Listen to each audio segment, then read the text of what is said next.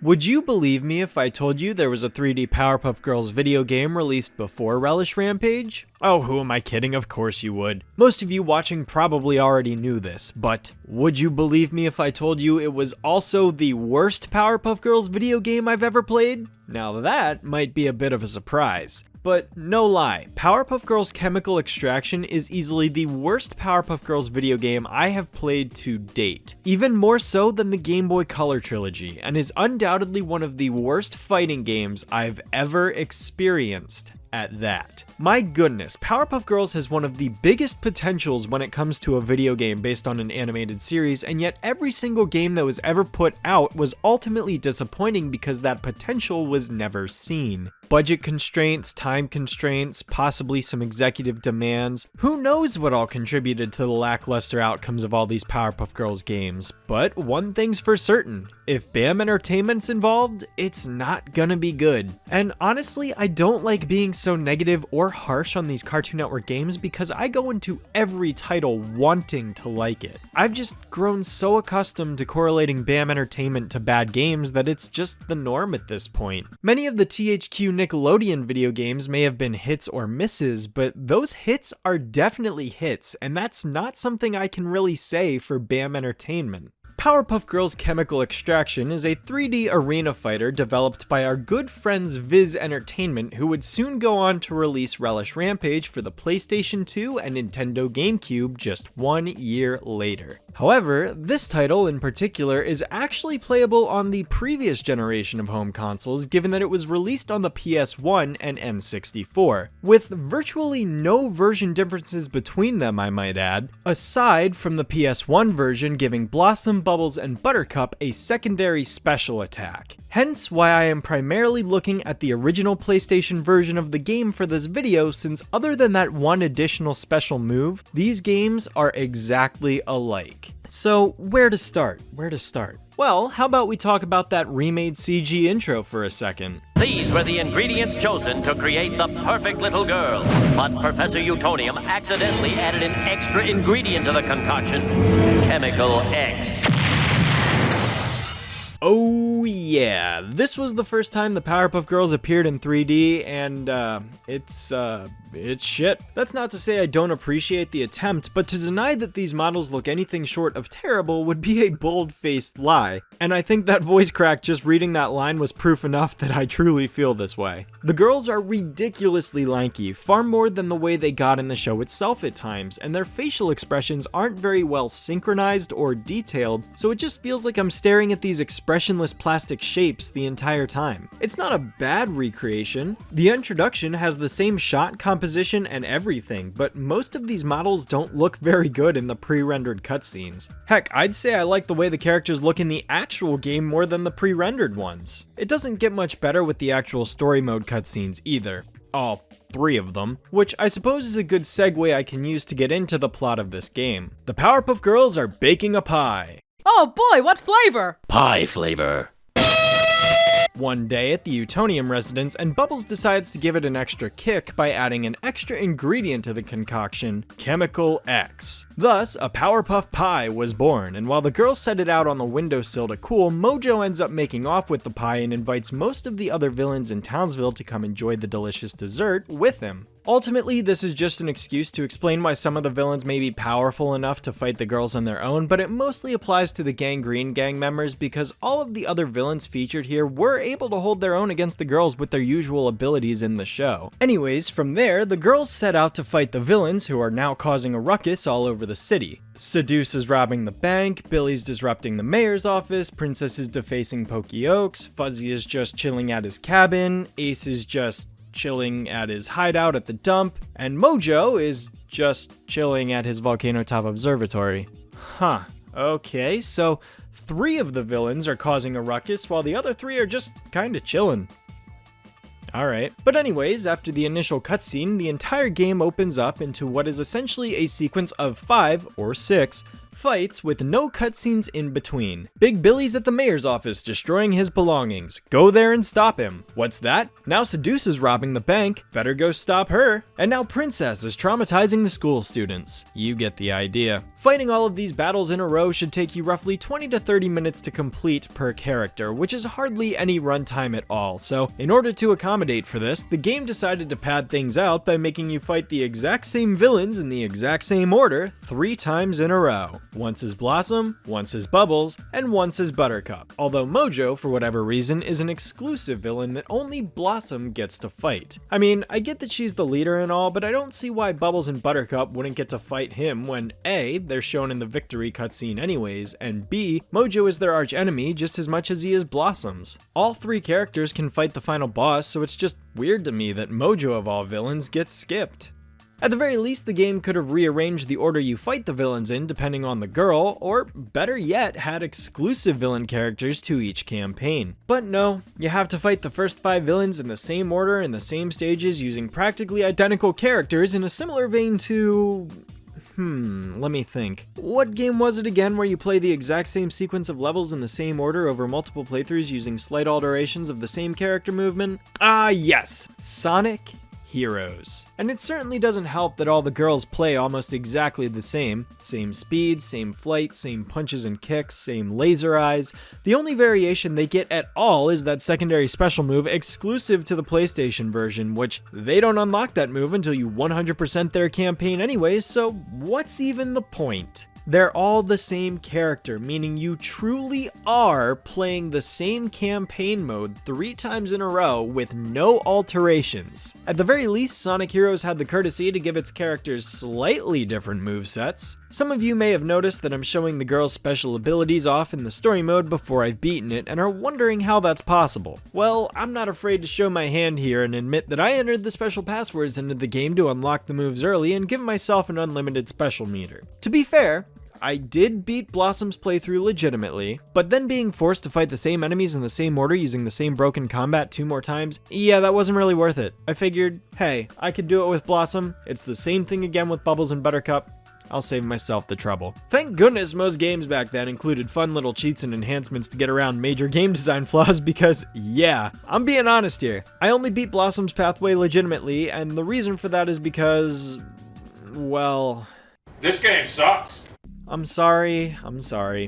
Wait, no I'm not. The Powerpuff Girls Chemical Extraction has got to be the worst fighting game I've ever played. And that's a damn shame because this title was based on Power Stone of all things. You know, that cult classic 3D arena fighter released on the Sega Dreamcast that never caught on in mainstream appeal the way Super Smash Bros. Or Street Fighter did? Yeah, this Powerpuff Girls game took heavy inspiration from that style of fighter and utterly botched it completely. Bare bones combat mechanics, broken as hell AI, and a ridiculous overemphasis on projectile spamming that's almost pointless to try and use your physical attacks other than the jump kick move. And here's why. The first 2 villains you fight, Big Billy and Sedusa, aren't all that bad. They're pretty fair challenges that don't frustrate the player too much. But then you get to Princess, and that's when everything changes. Now suddenly you're fighting this enemy that won't sit still as she flies around the room avoiding your attacks until she's forced to come down for a landing only to pick up a projectile that she conveniently lands by to chuck at you so she can get right back up in the air and avoid you some more. And look, I get it. The flight is a mechanic you can perform by jumping and holding the X button to escape from combat temporarily. It's meant to give you a breather as you try to navigate around the room, but the problem is it's extremely difficult to hit or be hit by the opponent when they're up there. Whether it's you or the computer, if the character is flying around the room, they most likely are not going to take any damage. So, while in theory this idea isn't a bad one, the fact that you're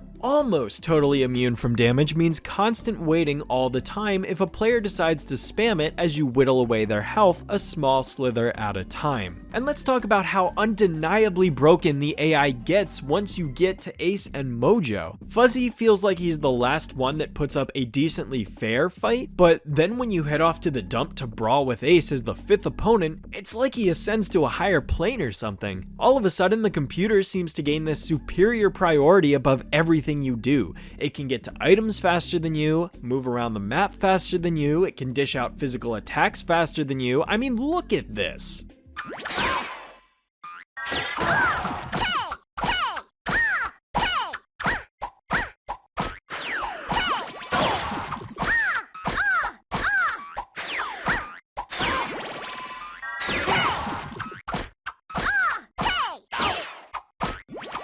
In this clip, I am mashing the punch button and wiggling the control stick as much as I can to get out of it, and it just would not give me any leeway. And Mojo gets even worse than that. When the round begins, he's literally placed closer to an item than you are, so you are pretty much guaranteed to get hit with a projectile at the start of the fight every single time. You can try to get a projectile before him, but he will hit you with his first. I guarantee it. You can try to run up to him and stop him from picking one up, but he will hit you with that projectile before you can do that. You can try flying around, but I'm sure he would find a way to hit you regardless. And I could be crazy, but it seems like his AI is programmed to just go for every projectile in sight without using any physical attacks unless you're already in his face. The entire strategy of the match boils down to not letting Mojo pick things up, but at the same time that means you likely won't get to pick up many things either, because if you try to pick up the same item that he's trying to get, he's probably going to have priority over you, so you're stuck just spamming the dropkick attack and hoping for the best. Remember how I mentioned in the Ultimate Enemy review that I managed to beat the final boss of that game super easily just by spamming the dropkick move? Well, that's what I did here, and up until Mojo, it seemed to work decently well, but I will admit,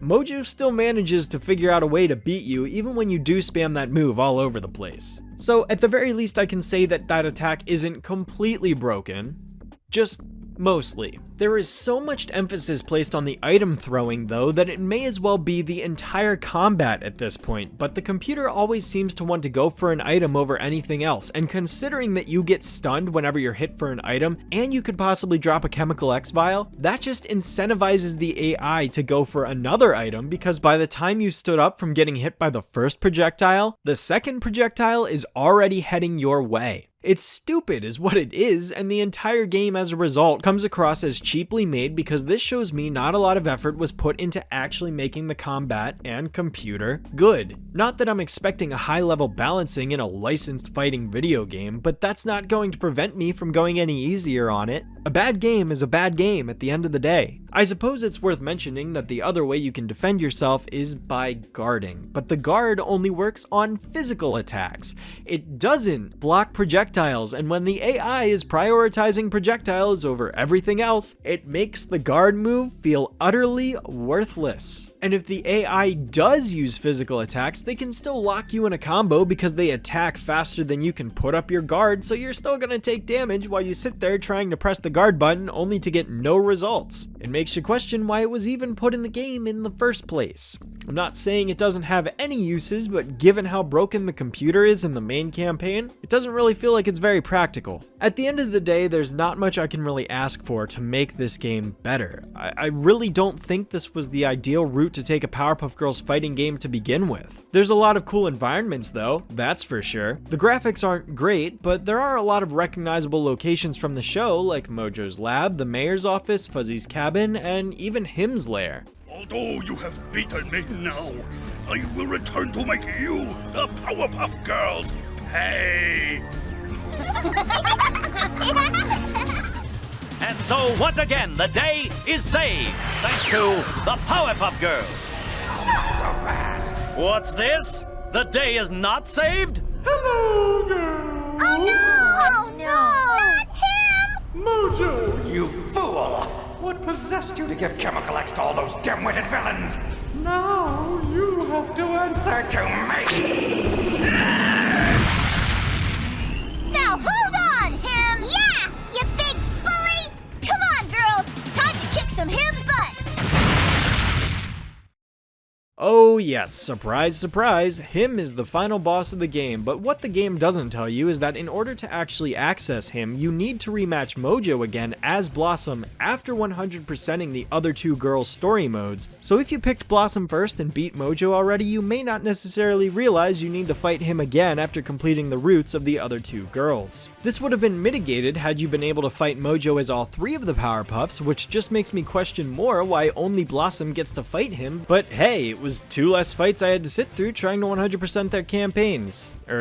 I guess one less fight since I had to rematch him. So yeah, him swoops in and challenges you to a fight, but it's basically the exact same thing as the previous battles, and he doesn't have any noteworthy abilities, sadly. After you beat him in a best of 3 combat round, the game just ends off in a typical, and so once again, the day is saved fashion, and that's the entirety of Chemical Extraction's story mode. The cool thing is, though, that after you beat every villain in the story mode for the first time, they are unlocked in the simulator mode, which is called simulator mode for some reason. What, do you get to fly over the skies of the American desert or something? Did this precede Microsoft Flight Simulator? Did this game get $2,000 worth of DLC? No, actually it's just the versus mode where you and another player or a computer can duke it out in chemical exciting combat. Okay, yeah, no, that was bad. But at most I can say this is probably where the majority of the game's appeal could lie, seeing as you get to play as all the different villains featured in the game, which in a good video game would actually be really cool. Unfortunately though, this is no such game, and as a result, the only exciting thing to really look for is their special moves, which tend not to amount to much.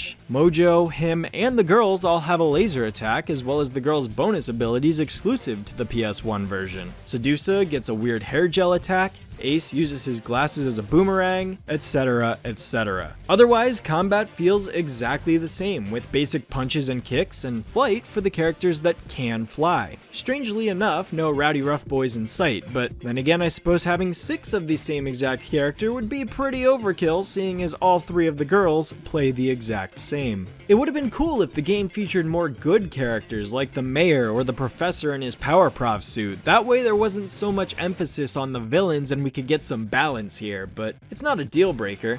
Just a missed opportunity is all, and that's how I'd sum this game up entirely. A missed opportunity. Having a fully fleshed fighting game starring the Powerpuff Girls and other characters is a great idea because there are plenty of dynamic villains to choose from, and had this been given more of a budget, we could have had a cool fighter on our hands. However, I feel like this also would have been better off as a 2D fighter. I mean, just think about it. Buttercup could be a more heavy focused character, while Blossom is a more technical fighter, and Bubbles focuses on light but speedier attacks. Big Billy could be a tank, while Seduce is an agile mid-ranged attacker with her hair. Him could use his morphing capabilities. Ah man, the more I think about this, the more I wish it was a real thing. I mean, who wouldn't have played that? Yes, I know that Mugen is a real thing, but I'm talking a full-on Powerpuff-centric fighting game here. Ah, that would have been so cool. Oh well. I think we're done here. Yay! So, girls, you want to go make another pie? No way! Powerpuff Girls, I'm so received! Well, that was easy as pie. And so, once again, the day is saved, thanks to the Powerpuff Girls.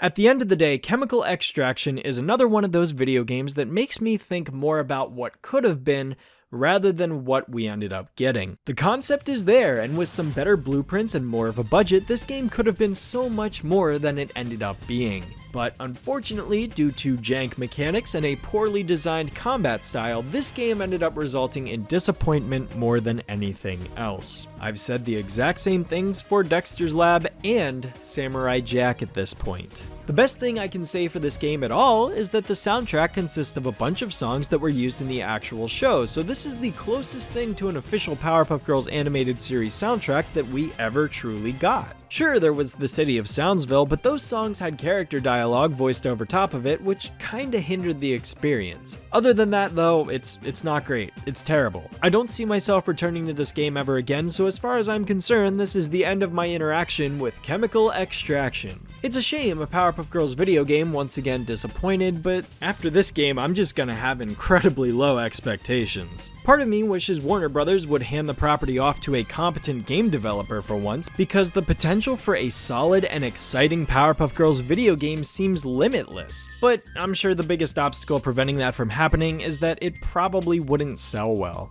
It's a shame, really. Makes me wish the technology of the 2020s was present back in the late 90s and early 2000s when these shows were on the air because we might have gotten some much better games, assuming mobile apps weren't a thing yet, obviously. With that said, I hope you've all enjoyed the past year of licensed game reviews and are looking forward to the next round set to begin in 2022. It's been fun getting to look back at all these different Cartoon Network and Nick properties in video game form, and I hope you've enjoyed it all the same as much as I have. As for now, I'm taking a much needed rest, but I'll be back in 2022 with a brand new year's worth of content, so stay tuned. As always, thank you everyone for the continued support, especially you channel members out there, and happy holidays.